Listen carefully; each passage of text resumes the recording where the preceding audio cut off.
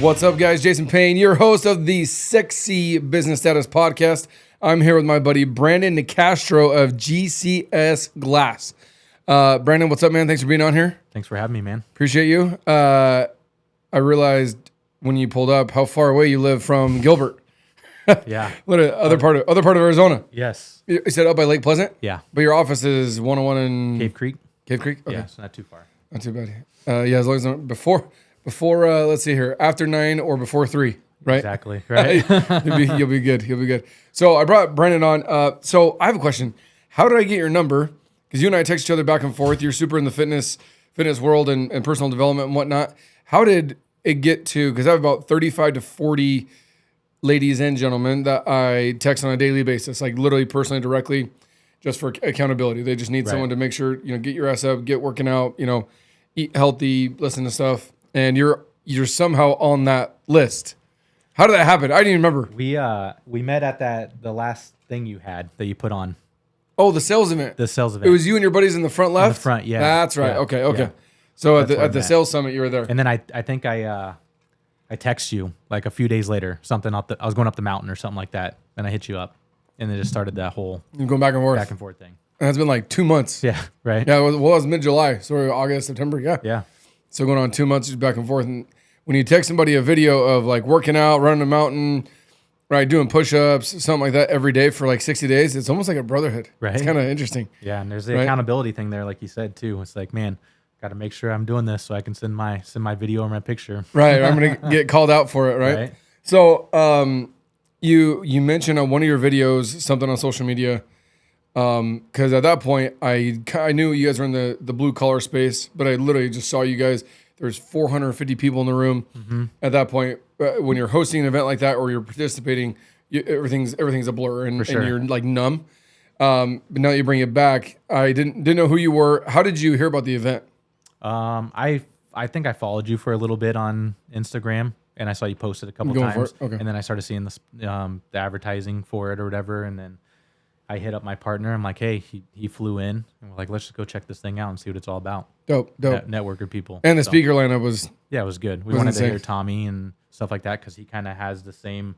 He's ahead of us already, obviously, by a lot. Sure, by 20x. But it's like he's doing the thing that we've been building on doing that exact same thing. Mm-hmm. And then we got turned on to him, and I was like, man, he's doing it already. So started paying attention to him, and I saw that he was speaking and stuff like that. So we're like, and some of the other speakers there. Dude, he's so good. Check it out. Yeah. So dialed in. Like it's almost a joke. Yeah, it's crazy. It's crazy.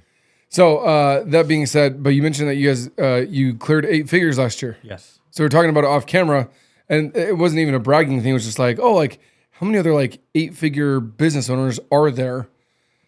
And I was like, I don't know. I was like, right. Not well, just because I know all the ones that are in the roofing space, just because I either compete with them or I know them, I go on trips with them or whatever. But like non-roofing space, I'm like, I don't know a lot of them other than the dudes that are massive, but I don't know like the owner of Hobica or Gettle or George Brazil or or R&K or pick your poison, right? The big boys. Right. But how long have you owned GCS? 10 years. 10 years. 10 years. And you have how many locations now? We have 5. 5. In 5 different states. 5 in 5 different states. Yeah. California to New York. So let's backtrack though. So those that are listening are small business owners, right? Like you said, we were talking off camera before this too, is most of them are doing anywhere from 300 and 400,000 to maybe a couple mil at most. Right. Stereotypically the buffer there, or they're solopreneurs or even intrapreneurs, maybe wanting to get there or go that route one day. Briefly tell us your story. How did that, 10 years, how'd you get into it? And then go from 10 years to 10 figures, right? Like how did that come about? When I was 18, so I grew up in Arizona. When I was 18, my best friend at the time lived in San Diego. His stepdad was in the glass business, was like, hey, if you want to move out here, I'll get you and Matt a job. Working for me at the company I'm at in San Diego, doing commercial glazing. I was like, cool, know nothing about it, but it's better than the job I have right now, making minimum wage at the time in 2003. It was like, I don't know, $6, something like that. Yeah, less than 10. He's like, I'll get you like $14 an hour. I'm like, sweet, San Diego, $14 an hour. I'm 18 years old. Let's do it. I can live with them, move out there. Beach. Owner gives us both $7 an hour minimum wage in San Diego. In San Diego. I'm like, well, which is like $3 here. yeah. I'm like, well, I'm already here, so took the job. And then I kind of just bounced around from company to company, and ended up going back to that company a couple times.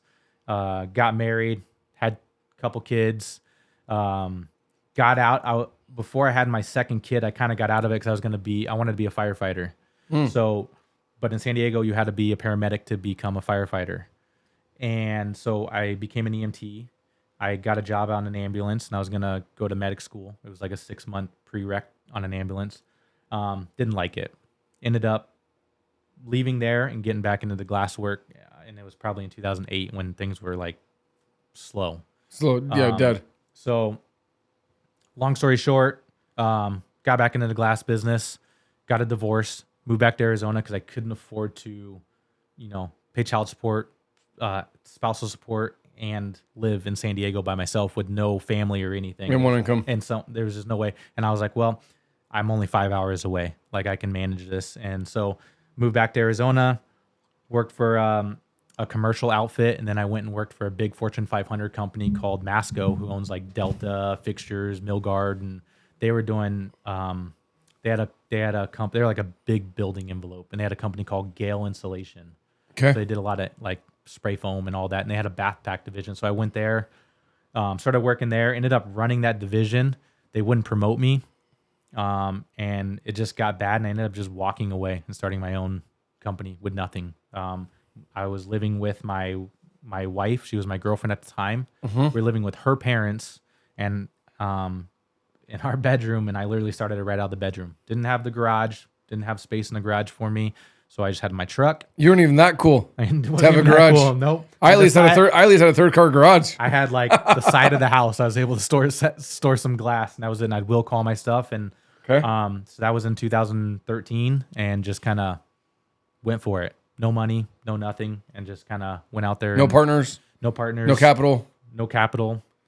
Just straight bootstrap. Like, bro, I got that. That was it. I did a couple side jobs, and I was like, man, if I can do this on the side, what could I do with all my time? Sure. And so I was like, you know what? I'm gonna take the risk. My wife had a good job, and I was like, she's my backup plan, but I never had to use my backup plan. It was just that was it. Just kind of just went and cold calling, installing during the day, cold calling in the evening, ordering in the evening, and just hours. Just going for it. I brought my cousin on to help me. He wasn't working, so I just so let's slow down there. So you went from your girlfriend / wife was working, making decent money, so helping out there. You're living at her house, her parents' house, bootstrapping it, and then because the crazy part is I also underestimate or oversee the hiring people. And that's like one of the biggest, scariest things for people to do is to hire people. Yep. And that's why they don't grow, because they want to do it themselves. They want to, and then if in order to do it, you still have to work X number of hours to get it done. So they're working, then you're neglecting yourself and your family, and it's just a big snowball shit show. You just mentioned like, oh, I hired my cousin, blah, blah, blah. Like how, what kind of, with cash flow and payroll, and now you're responsible for somebody's livelihood, what kind of pressure does that bring? It brings a lot of pressure, and it's scary as shit. Like when I say I hired him, I paid him under the table because I felt like that's what I had to do to be able to afford him, was pay him under the table. Sure. I couldn't pay. I didn't know how to do like payroll or taxes, QuickBooks, or that stuff. Like I knew how to do. I hired an accountant. That was the first person I hired, was an accountant, because I knew I didn't want to get caught up in taxes. But I didn't know payroll, taxes, or any of that. So I'm like, pay you under the table. And then once it was working for him, and I knew how much I was able to pay him, and he left, and I brought on my buddy, and I kind of did the same thing and paid him a little bit more. But all the way up until hiring the first employee was scary as shit. And then once you hire that first employee and it's legit, and you got, workman's comp and, payroll, taxes, and all that stuff, I would say it probably took me, it had to have been 4-5 years into the business that it was scary to hire like big players. And now it's nothing, because I know like, this makes sense. Like I know we can afford it. But then I didn't know where to start. I didn't know, well, does my accountant tell me if I can hire someone? The bookkeeper tell me you got enough money to hire someone? Like, I didn't know how to figure all that out. And now with KPIs and all that stuff, it's like it's simple now. It's math. It's math. It really is. And But in the beginning, it's not math because if you run the math, it doesn't make sense. And in the beginning, I didn't think I'd be where I am now. I was like, man, if I can just get out there and do a few shower doors a week, I'll be good. I can make what I'm making, not work as much. But that's not me. I'm a worker. Like I love to build things. So like it started, right out the gate and making money. Like I didn't have to hold paychecks for myself or anything. I was like, everyone always says like you don't make any money in business. Like I always made money every time when I started. Like I made sure I had to make money as my livelihood, right? But it's one of those things.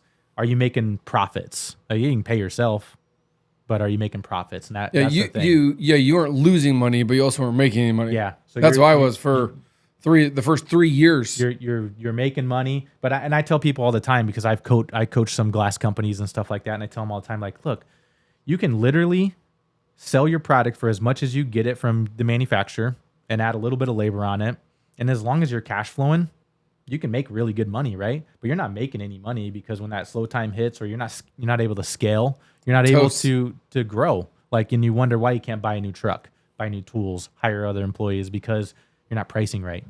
So you got to know how to make money. Yeah, and that goes down to knowing like what your labor is to install a window, a door, a shower, or whatever, right? Put on a roof. Like, okay, this is what's going to cost you. Yeah. And so having those numbers with QuickBooks or your KPIs, knowing that gives you the opportunity to grow because that's right. Okay, cool. If we do this and here's a projected cash flow for the quarter, for the month, whatever, then okay, we should have a slush fund of this. What are we going to do with it, right? Because if you're taxed on it unless you get rid of it, right? Right. So okay, what are you going to invest into it? Is it marketing? Is it advertising? Is it swag, right? Is it apparel? Like people forget, like, oh, cool, like, oh yeah, I went and bought like $200 or $300 worth of hoodies and hats and shirts. When you have 78 employees, or you have 35 guys in the field and they get 7 shirts a pop at $10 a shirt, and $10 a shirt is pretty cheap, right? Yeah. Like that's $70 times 70 or times 40. Like it's thousands plural, and that's not including like the nice shit like for our sales guys and polos and stuff like that. And when you're building a brand, you want to have the nice stuff, right? Yeah, like, truck wraps are $4,000 a pop, $5,000 a pop. We wrap all of our vehicles. I went out and there was probably 3 years in a row. I bought everyone on our team custom Nikes in our colors, and they said GCS glass on them from Nike, and everyone had custom Nikes and stuff. And we got so many compliments on that. Like it was almost like you're wearing Jordans on the job, and everyone's like, "Man, those shoes are awesome." Oh, but the loyalty there's gangster. It's just culture. Brand, right? It's just building the brand. Can't buy those cheap shirts for your guys and stuff like that. They want to wear nice stuff. Our guys rep it outside of work because they want nice stuff for after hours, a hat or something like that. So right. So as you're going, so you hire a couple people and you get going and get cranking. When do you leave the house and get into a building or brick and mortar, or what does that look like as you're growing? So I went from the bedroom to an apartment with a single car garage, and for a year to try to work out of that, I was using my truck and I bought a van. I bought a used van to run out of. And so I started feeling a little more official. And then from there, I would say year 3, I moved into a house. And then I was like, we can work out of the garage. Literally was like 3 months. I'm like, we need a building. So went year 3, got into a building. And then we've kind of grown from one building when to you another. When you're from the house to the building, year 3, how much revenue were you doing and how many employees did you have ish? It was me and 2 other guys, and we did, actually I'd say it's me and 3 other guys, and we did about $900,000 at the end of year 3. Year 3. Yeah. And that's when you said, okay, we're getting too big, got too much stuff going on, pushing in product. And then we went to a building, and then we got a couple more people. We moved to another building in that area, and then that's when we moved up to Cave Creek in the 101. And we have like 15 employees there. So we only have 35 employees nationwide. Oh wow. So but for what your job is, you don't need, an insane amount of employees to be able to do. No, you usually have 2 guys a truck installing shower doors. And turn and burn. I have a measure guy. Usually I have measure guys in each location that can measure for 2 to 3 trucks. And your measure guy is like a sales rep? he's not even really a sales rep. He's just strictly going out there and measure. We pre-sell a lot of our jobs online. We built a lot of our own software, so that's helped cut down on employees. And then Automation, baby. and we'll pre-sell. So we have automation, text estimates, close them, and then go out there and either upsell them. A lot of online selling. A lot of No, online selling. how much? Just curious, because some people can do online selling. Most blue collar, stereotypically, most don't. You go to a brick and mortar to give the bid and do all that kind of stuff. What ratio do you do? Even at 10 million, how much do you sell online versus in person? I mean, outside of like builders, because we don't do our builders online, we actually go out to the job. So Sure. let's just say outside of builders, 98% is online. Oh, so We've changed the glass industry, shower door industry, how we do things. Like we don't go out and give free estimates. We don't waste our time driving around giving free estimates. If you want a consultation, it's $75 for us to run a truck out there to give you a consultation. But we'll give you all the free estimates you want online, because there's no reason why someone can't take a picture of their shower opening and give us some rough sizes for us to send them a picture back and be like, so you want something like this? And they're like, yep. And then we can literally quote it like that. The only things that we have to get is it upstairs, where is it in the house? you have very few variables, and it's mostly a rectangle, right? For lack of better words. Yeah, and I mean, sometimes if it's a customer that says they got like 4 or 5 showers in their house, and it's a retail customer, but we'll just send a guy out there. We're not going to charge you $75. We'll treat it like a contractor. We'll send a guy out there and measure it up that way. Margins there too. That way we're not trying to have you text over a whole bunch of pictures and we're quoting each one that way. But yeah, 98%. Probably, I mean, it's a lot. It's up there. 98, 99%. Yeah. So how did it get from you going out there and doing the measurements to the online part? Because like I said, those listening, there's a fine line between like growing a business and then having automation. Not people think of like replacing employees with automation. I just think you keep the employees and you implement automation in order to grow, because you're still going to they might have different departments or different skill sets at that point. But your automation should technically replace certain jobs. What made the switch? So it was actually 2020, right when COVID hit. Baby. COVID baby. It was right around March. We're toying with this new program. My partner and I were talking about it, and we're like, this thing's going to be awesome. And COVID hit, and like we were having a killer year, and all of a sudden COVID, and it went in March because a couple of our shops kind of got shut down a little bit. Sure. So we started implementing, and then I didn't advertise. So I grew everything bootstrapped in Phoenix with no advertisement. I used Home Advisor or whatever until it got to crap. But organic. It was all word of mouth and cold calling contractors. And I built the foundation of the company off the backs of custom builders. So he's like, hey, I would always advertise first before anything. And I'm like, I've never really advertised. I never messed around with Google. And so we have this program. We started advertising on Google. And that's when it all changed, because that's when that take a picture and send it to us worked perfect for COVID. Hey, you can get a quote without us ever having to inconvenience you in your home. Put on a mask. And we don't have to do any of that. And and now it's turned into, so, hey, get a quote in 5 minutes or less. Like super easy. Click the link, fill out the form, send the picture in, and you literally get a quote in 5 minutes or less. And you don't have to take off work. You don't have to wait around for people to show up when they say they're going to show up. It's just like, it's instant. So someone does that. So someone fills out the form and take a picture. And like, okay, cool. But you don't close them on the spot, or you send the picture, you send them the quote. And then what does your follow-up system look like after that? So because it's all automated, obviously, right? We have automated stuff, but it's also overlooked by a human. So they're checking everything, and they're manually following up. They're calling the customer and stuff like that. But it's like a 10-day follow-up process that will text them and just ask them questions or just educate them and just keep hitting those points, right? Because I think it's, 12 follow-ups close 80% of your jobs. 7 to 12. 7 as well. Something like that's that. a grant teaches, yeah. So like my sales reps that are literally on this other side of this wall, I won't help them close a deal unless they follow it up 7 times. So like, hey, can you help me do this? I'm like, dude, yeah. It's like, how many times you talk to them? 3 times. I'm like, bro, get the credit. You ain't tried hard enough. People don't realize it. Like and we have a system. It's called follow up, and our slogan is the money is in the follow up. And it's one of our core values. And that's it. We bank on relationships and follow up. And we tell people, like the people we've coached, like if you were gonna bring in a consultant into your company, they're gonna ask for your list, and then they're literally gonna hit that list and follow up with all your existing customers to strum up business. Like, and most people don't do that. I mean, they get so busy with the new stuff coming in, they forget about all the old stuff. I even have guys that tell me, hey, this customer, it's been 3 months. Should I just move them? Not interested? I'm like, oh, we followed up with them.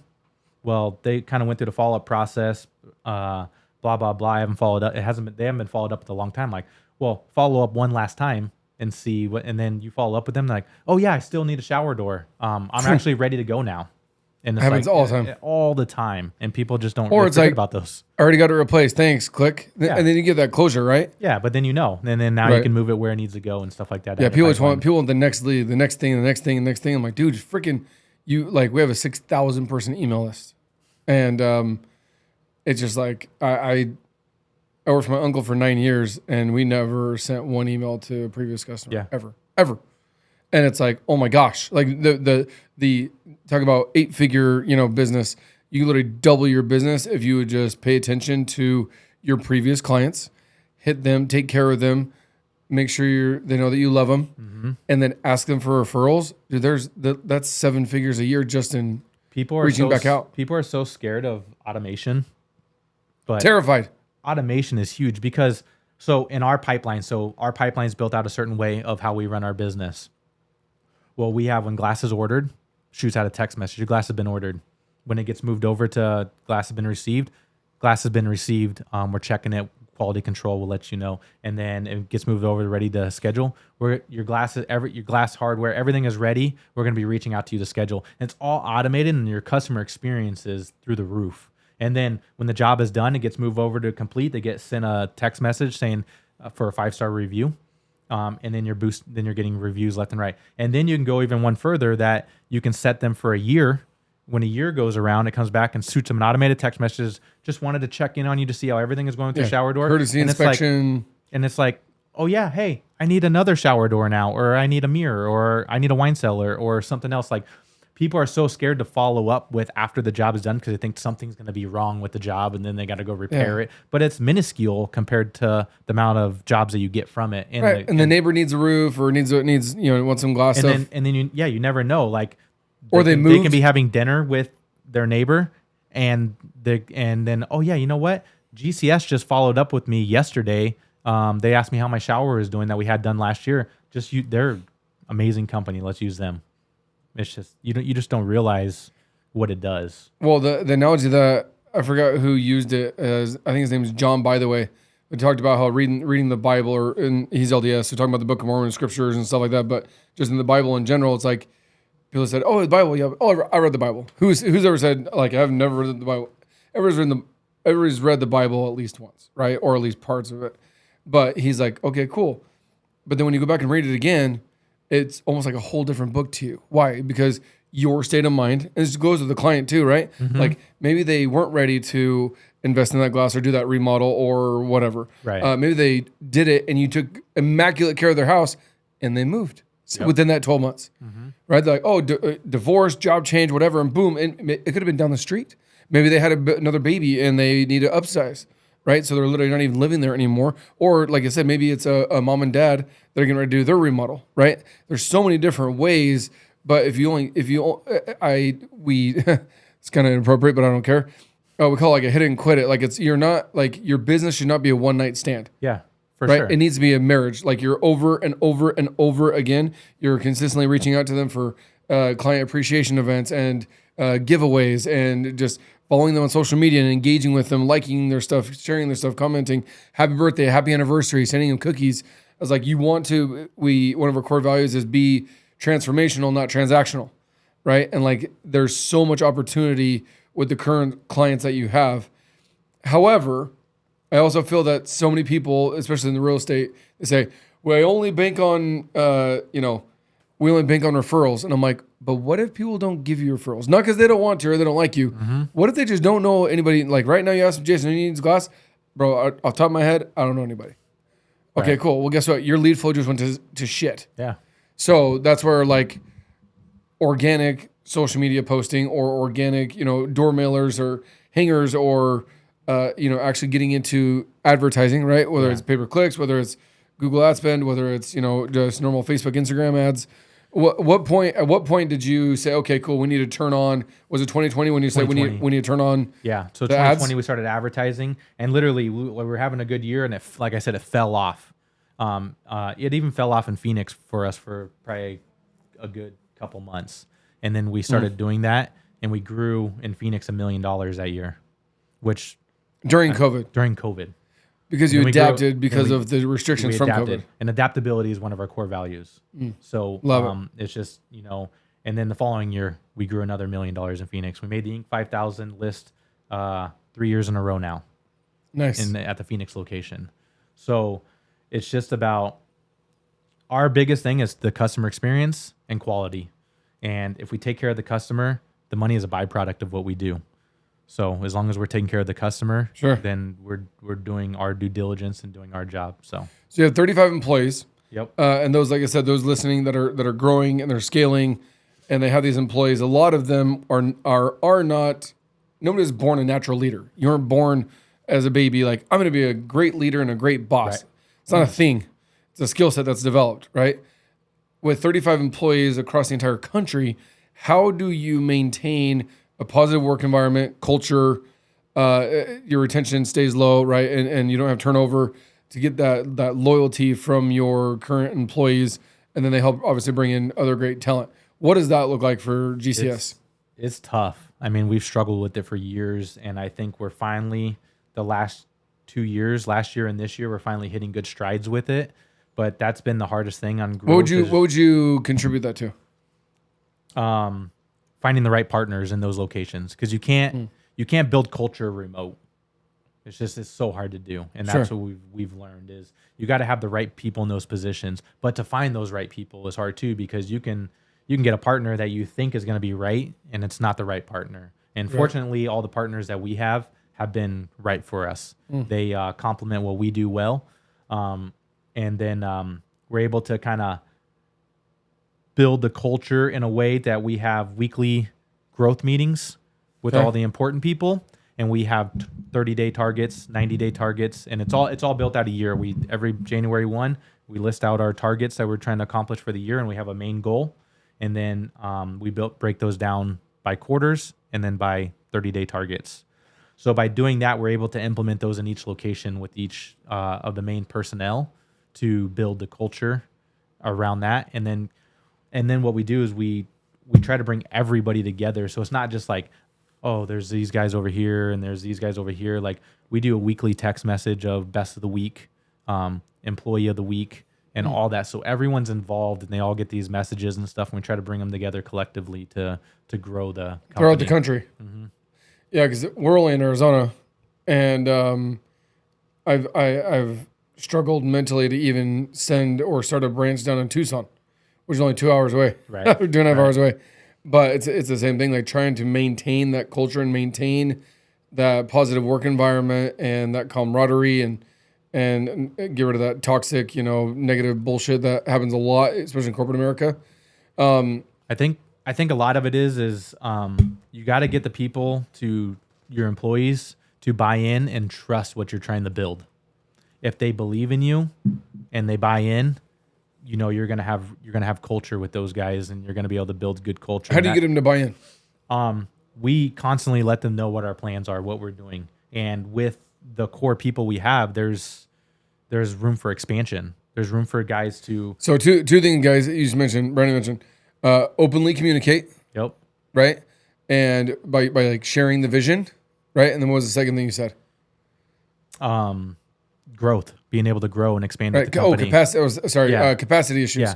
Right. Room for growth. A lot of us, we aren't even building a business or selling the vision of a business to where there's growth and there's room for growth within the business. So you even have Tommy Mello talks about A players, B players, and C players, right? He's like, you'll have an A player want to come work for you, but because you have capacity issues, that A player will not stay. Even though they like you and they like the business, but because of the structure of your business, there's no room for growth. When they know there's no room for growth and they can see that there's like they're gonna hit their head on the ceiling, they're like, I'm out. I need a taller ceiling. Yeah. But like you still might have that low ceiling. So when I hired Dory, same thing. Day one, I was like, she wanted $60,000 a year. I was like, I can only pay you 40. I was like, because my revenue is zero, and it was me, my wife, her, and a 2-man crew. Right. In my 3rd car garage from scratch, 0. Right. And I'm like, but I was like, I have a can-do attitude. I'm not gonna freaking give up, and I've been doing it for a decade. So, like, I'm gonna just freaking go 100 miles an hour and go for it. But like with her, I had to sell the vision of her. The first number I said was we're gonna go to 10 million, and I said, I don't know how soon. That's the goal. And so with her, it's like, 10 million. Clearly, there's room for growth and bonuses and structure and trips and all those things, right? And so that's what it comes down to. So openly communicating your goals, your dreams, and your visions with your team members, and then via that, it's a byproduct, right? Showing them that there's room for growth and there's not capacity issues in your business. Yeah, exactly. And we tell everyone when we in the interview process, are you looking to grow? Like, do you want to grow? Because we want people that want to grow with the company because we're growing.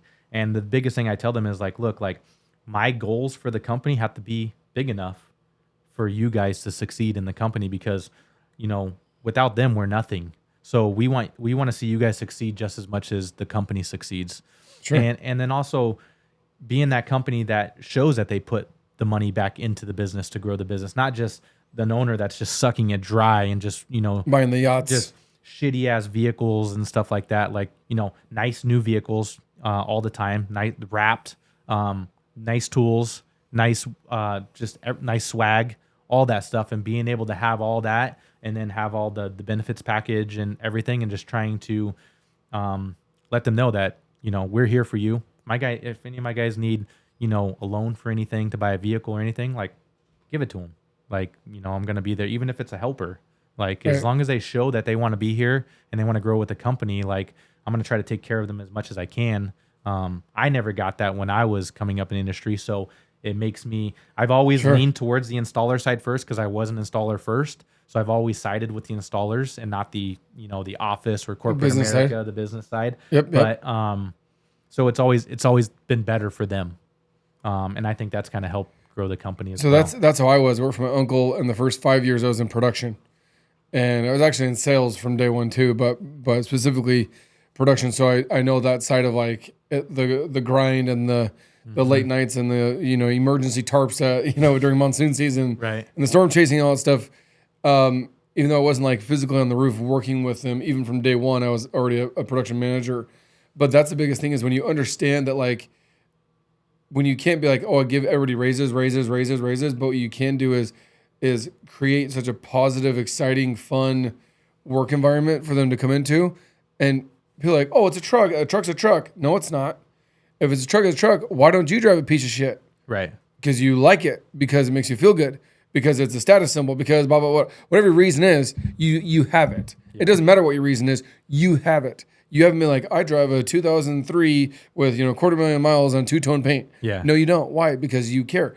And a lot of it could be not showy, but professionalism. Yep. Right? Tommy Mello mentioned that. He's like, you show up with one of our trucks wrapped. He's like, I forgot I'd be lying if I told you what the percentage is. I need to text him and ask him. I think it's like, you can get a bigger ticket or have a higher ticket by like 30% simply by showing up in a clean, wrapped vehicle compared to just a little, we call them pedo vans, right? The home alone vans. Like we see it all the time. There's glass trucks out there all the time that, white trucks or whatever color it is with no name on the side. And it's like, are you scared to put your name on the side of the vehicle? Like you don't want people to know who you are.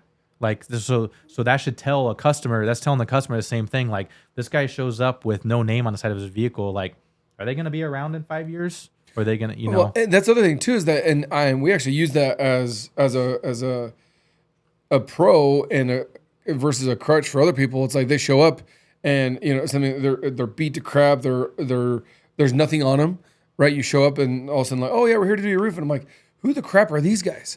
But the fact is like, okay, cool. That means the owner doesn't care in advertising and marketing, And it's for two things.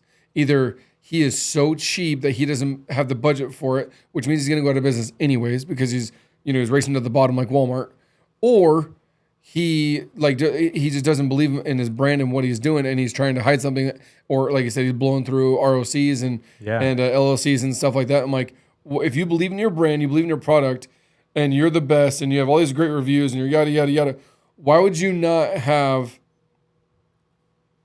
a nice vehicle that's wrapped that represents who you are? Exactly. Like I can't get it. I don't get it. I mean, I look at it as my brand GCS is a direct reflection of myself, and I like to look good. Like I work out. I like to wear nice clothes. And I like the vehicles to look nice. I like the employees to look nice. Like it just all dwindles downhill, right? And building that brand, the brands withstand, like the economy. When there's a slow economy, first ones to go are the guys with no names on the side of their truck that, they can't sell jobs. Their margins aren't there. They can't adjust their pricing because there's no room to adjust their price. There's no room to do anything. So, and we get told all the time, you guys are more expensive than this. Yeah, but we're more expensive because we train our guys right. They go through background checks. We wrap our vehicles. We pay our guys top dollar. We have benefit packages. We have bonuses. We do all that stuff for our employees, so our prices are a little bit higher. But you're going to get a quality shower door or whatever, railing or whatever you're doing. Sure. And a lot of times you get these people that will say, well, this guy came in, he's cheaper than you, right? But he's cheap. You just said it. He's cheap, right? He's a cheap product.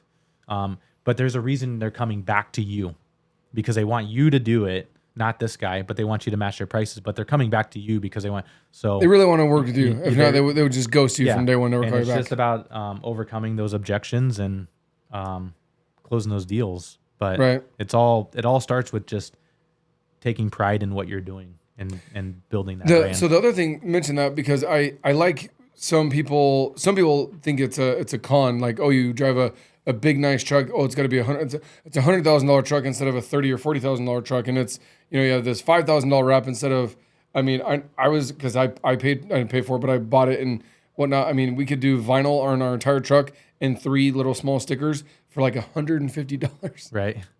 And like that was a thing, and we did it for years and years and years and years. But like the way I see it, and this is where you have to educate your clients, right? Is I show up in an expensive vehicle. What does that mean? That means that I don't get to just up and run away. If you have a paid off vehicle, guess what? You can dip out, and if your revenue goes away, that you don't have a payment on the 14th. Yeah, you're good, right? And if you have 10 vehicles and they're not paid off, and you got payments on them, what does that mean? You can't go out of business because you're on the hook for $200,000-$300,000 worth of vehicle loans, right? Like that's what I see. It's good pressure, in my opinion, to knowing like these guys show up, dude. These guys got bills to pay. Who's paying for that truck payment? Yeah. Have you heard that before, right? Yeah. Who's paying for that truck payment? Who's paying for that wrap? And I'm like, you are. But guess what? When shit hits the fan and the economy gets tight, like right now, depending on when you're listening to this, it's September of 2023. Right now in the roofing world, we didn't have a monsoon season like at all. It's been jack shit. Monsoon season is the first week of June. So June, July, August, literally 90 days, jack crap for storms. Like literally a 1.5 out of 10, right? It's been bad. And so now I have other roofing contractors. One of them was doing a ton of money. Just like, dude, I'm done. I'm exhausted. I'm not doing it anymore. Give up. Boom. And they were doing 8 figures. He's like, I'm out. Then you get the other guys where like even the crews are now calling us. Hey, you got work. Hey, you got work. Sales reps. Hey, like these guys only give me 1 or 2 leads a day. Can you give me 1 or 2 leads a day and like do like both? I'm like, first of all, no. But it's Brandon Dawson teaches that. He's like, dude, weather the storm, push harder, double down. And that's when you get the creme de la creme. You get the best sales reps that get to come work for you, or they were a competitor and now they can work for you because there's consistency, right? And you show up. All right, I know some crews that they're like, oh, Jason, these guys pay more. And I'm like, cool. I was like, why are you still here then? I'm like, because you have work 365. You have work 7 days a week for me. And I'm like, yeah, for years. And they see that. But there's other guys who are like, they'll dangle the carrot. And they're like, oh, go to this apartment complex. And it's, 4 to 6 months job, right? 20 buildings or whatever, 3 months. And it might even pay double because, they got good margins on it. They got good spread, whatever. But they're like, I was like, if you go do that, don't come back. Like, you're not welcome back. Plain and simple. And so they'll stay. They're like, why? Because Jason, it's not that I'm cheap. That's what I love about you. You mentioned that, and Tommy Mello came to my mind.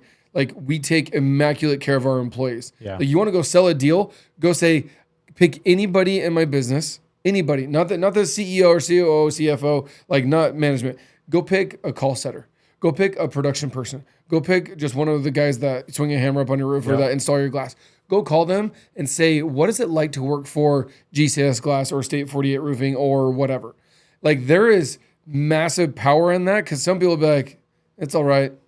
It's a job. It's whatever. But when you build a work environment and a business that's high energy and it's positive, and you're helping them, we call them PPFs, right? Yep. Personal, professional, financial goals. You help them accomplish those.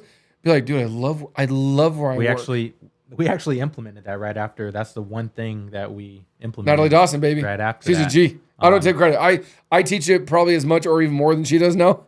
But I give Brandon and Natalie full credit for that. So we literally changed my life. We literally implemented that with all our employees right after that. So we already went through everything with all of them. And how'd it go? Documented. It went great. I mean, they love it. Yeah. Because it just shows that you care even more, right? Like, we want them to succeed. I love Tommy Mello's dream board thing that he talked about, their dream wall or whatever, stuff like that. But once the employees buy in, it's game over, right? Once you have that system and you can just keep recreating the same employees over and over and over, kind of like you want to copy your good customers, right? When you're advertising, you want to try to advertise to the same customers that are your good customers. Same thing with your employees. You want to keep creating those great employees. Well, and that's what it comes down to. So when you're doing that with customers and or employees, you are attracting, but we also forget to detract. Yeah. Like, we need to be like, hey, if you're this kind of mindset, this kind of person, the blah blah blah, whatever it is, like, go away. Don't come here. You're not invited. Like, McDonald's or Burger King's hiring, go for it. Go somewhere else, or go to our competitor. Right. But like, we are always taught to and programmed to, oh, I want this. This is what I want, right? Or like, what do you want? They always say, define your dream spouse. Oh, they got to be this. Like, okay, cool. And they'll literally throw that away. Like, why'd you do that? I'm like, tell me what you don't want in someone, and then go find the person that does not have those. Right. Because you're like, they might have some of those, but not all of them. But if there's don'ts and you're checking more don'ts than do's, like, it's not going to work out, right? And so you got to make sure that you're detracting. Like, with the client, if you're looking for 5, 6, 7 bids, like, dude, I don't even want to work with you, because at that point you're not even trying to like do diligence. Maybe the engineers are, because that's their brain, but most of them, like, you're just trying to get the cheapest buck. Like, and I'm not going to be the cheapest. Why are we even wasting our time? Yeah. Right. And so, but it's crazy with employees. The exact same thing happens. Exactly. Right. It's exactly the same thing. So, and not lowering your standards. And that's the thing. We went through a phase where guys were calling in and stuff like that, and it was like, we work 4-day work weeks for the installers. They work 4/10s. They have Friday, Saturday, and Sunday off. And they freaking love it. And they love it. And it works for both of us, right? It works for the company. When they show up, it works for the company. But when they don't show up, it actually hurts the company more than if they would have just called in on an 8-hour shift. Totally. So we told them, a couple of them, if you guys keep calling in, we're going back to 5 days a week. We can't afford to have you only working 3 days a week.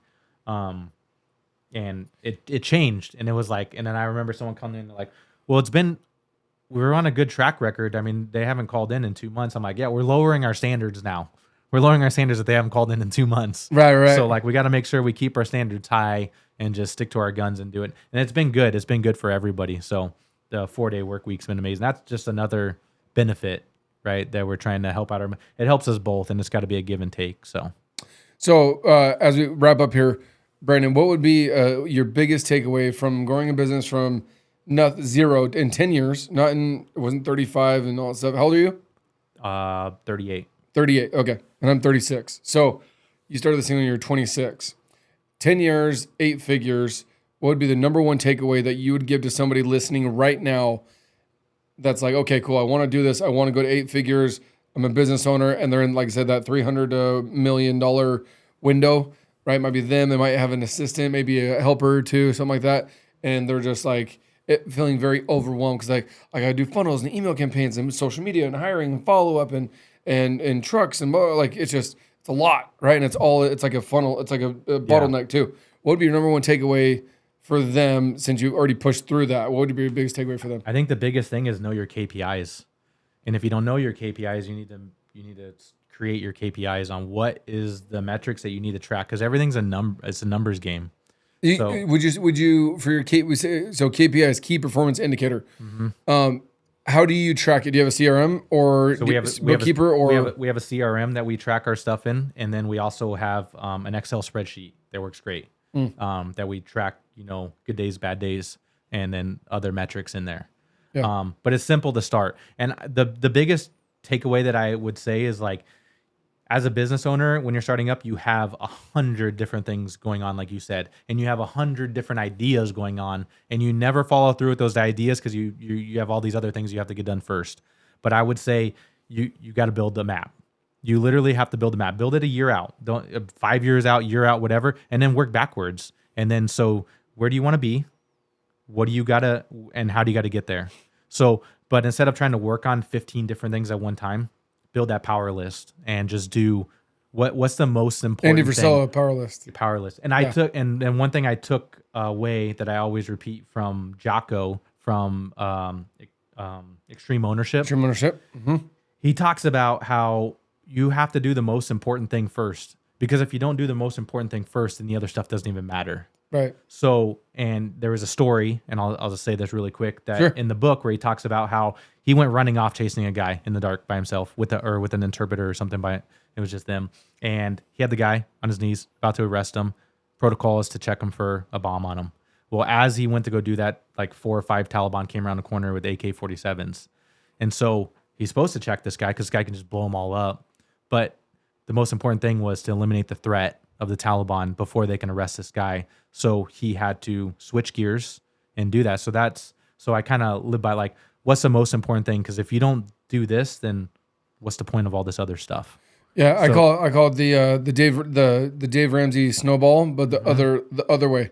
Because he talks about paying off like little debts. I'm not a fan of him for several reasons, but the debt snowball he talks about is like paying off one debt, and then you have the extra money from consistently paying off that one debt, put that in your second debt, and then your third debt. And so now you have all this, once you're paying them off, you have all this cash to go pay off bigger debts as you go. It's the exact opposite in reality in life. It's like, what is the hardest thing? I call it moving the needle. I was like, very first thing you do during the day, make sure you do whatever it takes to move the needle. Like, if you want to go golf, I'm all for golfing. Golfing's not going to move the needle. No. Did you move the needle? You can go golf. Did you not move the needle? You're not golfing. Right? And you might not move the needle till 4, 5, 6 o'clock at night. But some people, like, it might take you all day long, or you might be moving the wrong needle. We don't have time to get into that one, but do something that's going to move the needle to help you grow and hit your KPIs. Because, like I said, if not, all those other things like posting on social media directly is not going to move the needle. Indirectly, it will. Yeah. Right. But making sure that your ARs are your cash flowing, making sure that you're bidding jobs correctly. I feel like a lot of us blue collar guys, we're just like throwing shit up against the wall and seeing what sticks, and our pricing is jacked up because we're not even looking at what our true labor is, what our true materials are, and then we think our overhead is because we did the labor, so we saved money. It's like, no, if you aren't the labor, then you actually didn't make any money. Yeah. Right. So I would say, focus on the big things. Focus on the important things that need to get done. And you can still work on all these other things because eventually it will be like a snowball, right? You do the important things and you're still working on these little side things here and there. And eventually it's all going to come to head. And then you're going to be like, whoa, look how much I just accomplished this year. I just was able to do all that by just focusing on getting one thing knocked out in front of the other. And I think, and the biggest thing is simplify to scale. You can't, it's hard to scale business when you're running a whole bunch of different directions, and focus on what are your profit products that you're selling. For us, we don't do windows, we don't do auto, we don't do repairs on patio door rollers and very stuff niche, like that. It's specific. niche. Shower doors, we have 5 products: shower doors, mirrors, wine cellars, glass railings, and glass partitions. And those are the 5 products we sell.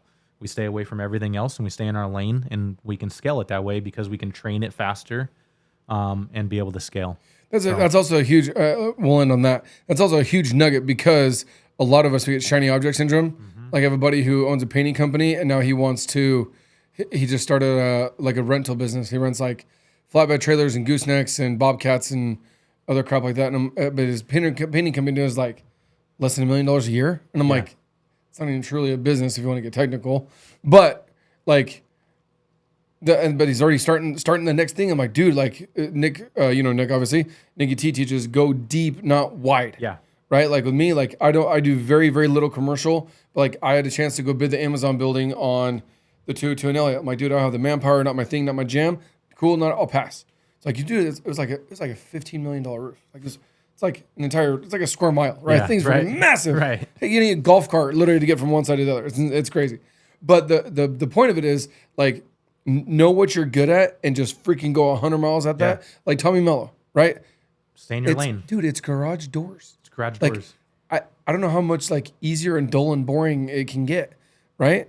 And he did that to over 200 million. Yeah. We're like, oh, cool, $10 million business, $10 million, $12 million business. 200 million. 200. Yeah. 20x of what we have. Yeah. Before he's starting to go into like solar and do all this other stuff later on, right? And so that's just stay in your lane. And I tell people all the time, it's like, if you're a football player making really good money, why would you quit to try to be a basketball player or go into basketball too? Right? It's just like us, like just reinvest in what you're good at doing and double down. Double down, baby. Cool. So. Brandon Nicastro, thanks for coming on. GCS Glass Countrywide. How can they follow you on social media? GCS_glass or Brandon Nicastro. And then that's it. Website GCS.glass. Beautiful. Brandon, thanks, brother. Yeah. Appreciate it, man. Thanks for having me on.